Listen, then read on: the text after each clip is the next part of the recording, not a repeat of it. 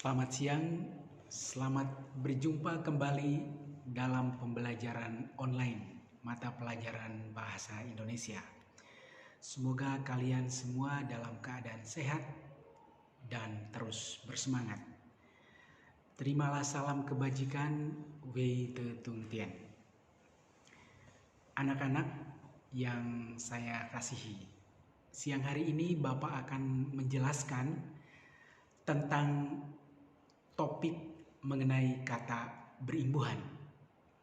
Nah, sebelumnya di kelas 2 dan kelas 1, bahkan di jenjang pendidikan SMP, kalian sudah mendapatkan materi tentang kata berimbuhan. Nah, apa yang dimaksudkan dengan kata berimbuhan? Mari kita lihat. Kata berimbuhan. Berimbuhan itu kata dasarnya adalah imbuh, ya. Nah, kata berimbuhan adalah kata yang mengalami proses imbuhan atau tambahan atau afiksasi pada bagian awal, kemudian bagian tengah dan bagian akhir dari sebuah kata. Nah, pembelajaran kali ini kita akan mengenal tentang apa itu morfem bebas dan morfem terikat. Nah, morfem bebas sebetulnya adalah kata yang sebetulnya dapat berdiri sendiri, ya. Sedangkan morfem terikat, morfem yang memerlukan kehadiran dari morfem yang lain. Nah, dalam kaitan dengan kata berimbuhan ini, Bapak akan memberikan contoh, ya. Tadi saya sebutkan morfem bebas, ya. Contohnya kata putus, ya, termasuk dalam morfem terikat yang kemudian mengalami afiksasi atau proses berimbuhan dari kata putus menjadi kata memutuskan, yang mana mendapat awalan pada bagian awal kata dan akhir kata itu, ya. Jadi kata putus yang mendapat awalan atau imbuhan awalan, kemudian imbuhan akhiran menjadi kata memutuskan. Lalu apa yang dimaksudkan dengan morfem? Ya, morfem itu adalah bahasa terkecil yang tidak dapat dibagi menjadi bagian yang terkecil. Nah, itu adalah morfem. Nah, morfem tadi ada morfem bebas, ada morfem terikat, ya.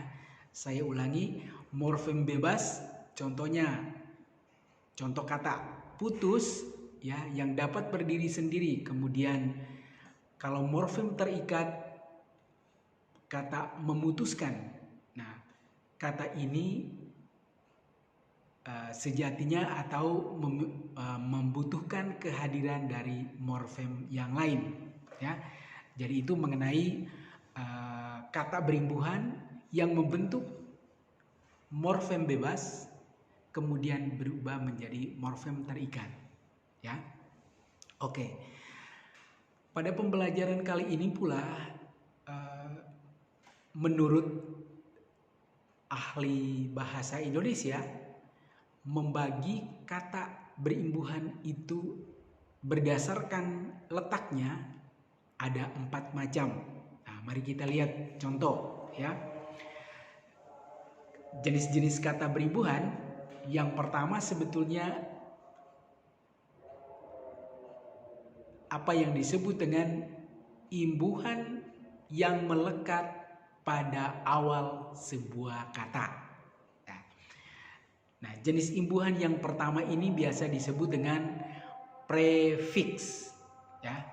Pre berarti sebelum, ya, melekat pada awal dari sebuah kata. Nah, apakah contoh prefiks dalam bahasa Indonesia? Ya, ada me, ada ber, ada pe, ada di, ada ke, ada ter, ada se, ada maha. Ya, oke, itu adalah imbuhan yang melekat pada awal kata, ya, yang biasa disebut dengan prefiks. Nah, baik, kita ambil contoh prefiks me yang melekat pada sebuah kata dasar. Contohnya, me tambah membaca, me yang kemudian mendapat nasal M menjadi membaca, ya. Jadi ada nasal M yang melekat pada prefiks tersebut, ya. Itu tergantung dari kata dasar yang diikutinya, ya. Kalian bisa menyebutkan contoh yang lain. Berikutnya adalah prefiks ber, ya. Ber tambah kerja menjadi bekerja. Nah, prefiks ber ini ada kata tertentu yang diikuti di mana R-nya adalah menjadi lulu atau dihilangkan sehingga menjadi bukan bekerja tetapi bekerja, ya. Contoh kata yang lain, bertambah tanding menjadi bertanding. Nah, itu contohnya, ya. Lagi, prefiks pe yang melekat pada kata yang diikutinya. Misalnya pe tambah lukis menjadi pelukis, ya. Pe tambah tani menjadi petani. Ya, kalian bisa menyebutkan contoh yang lain, ya. Kemudian jenis imbuhan yang kedua adalah imbuhan yang melekat pada bagian tengah sebuah kata. Nah, ini imbuhan yang kedua, ya. Infix, in itu berarti di dalam, in itu berarti di dalam, imbuhan itu melekat di dalam kata. Jadi berada di posisi tengah, ya. Apakah contoh dari imbuhan infix, ya? Contohnya adalah imbuhan L, imbuhan M, imbuhan R, ya. Nah, lalu bagaimana dengan contohnya? Mari kita lihat. Contoh imbuhan L, ya.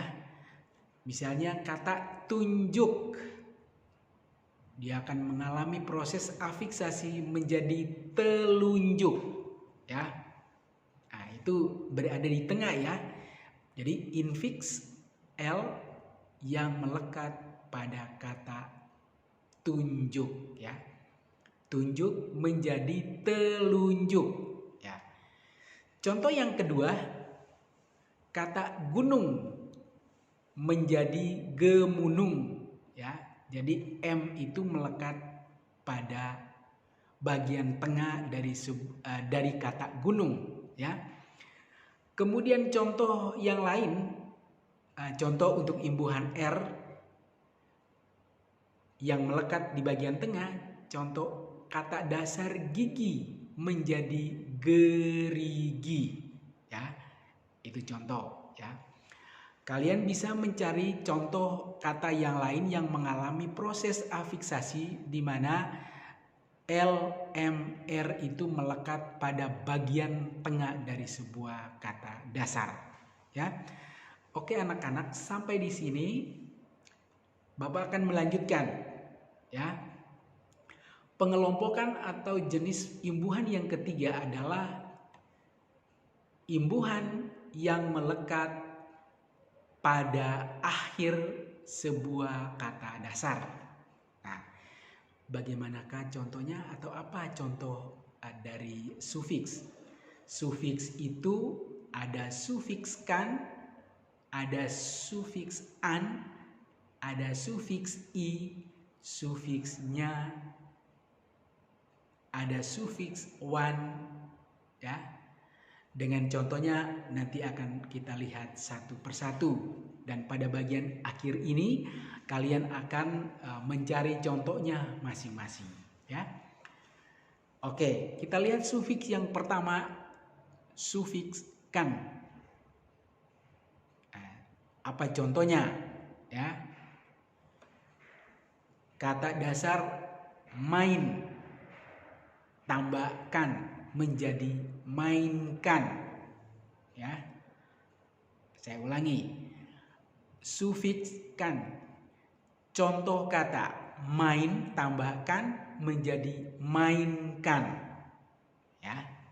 Oke, kalian bisa mencari contoh yang lain. Yang kedua, sufiks an. Bapak sebut contoh. Kata dasar makan tambahan menjadi makanan. Jelas ya? Kemudian sufiks i. Ya. Garam tambah i, garami. Ya. Lalu contoh yang lain. Gulai, ya, dan masih banyak contoh yang lain. Sufiksnya, ya,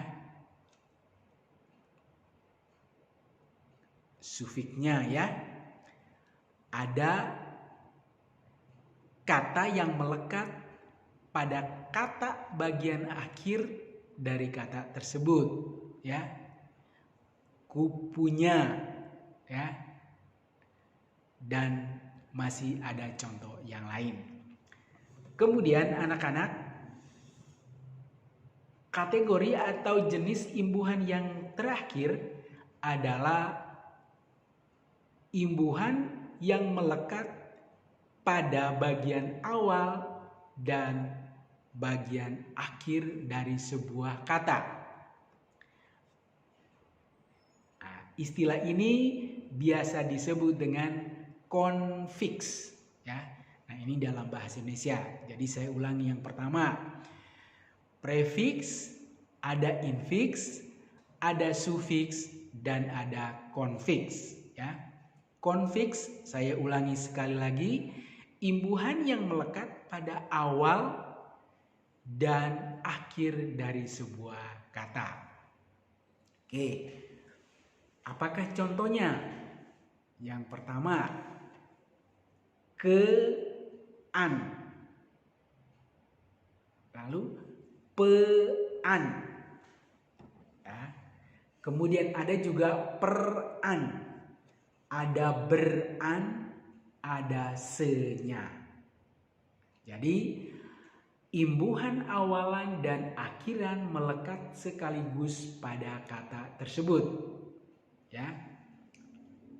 Contoh kita lihat. Ke-an. Kesatuan. Ya. Ke ditambah satu tambahan menjadi kesatuan. Ya. Yang berikut. Pe-an. Apakah contohnya?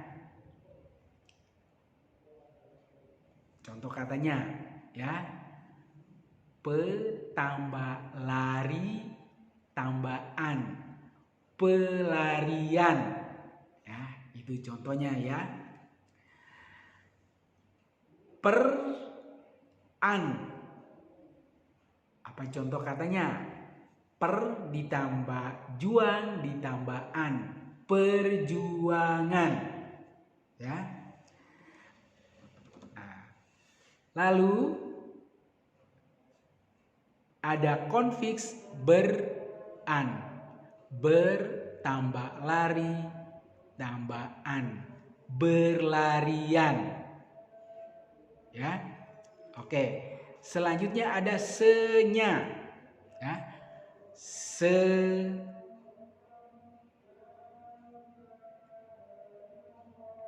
peninggalannya. Ada contoh yang masih bisa kita sebutkan, contoh yang lain.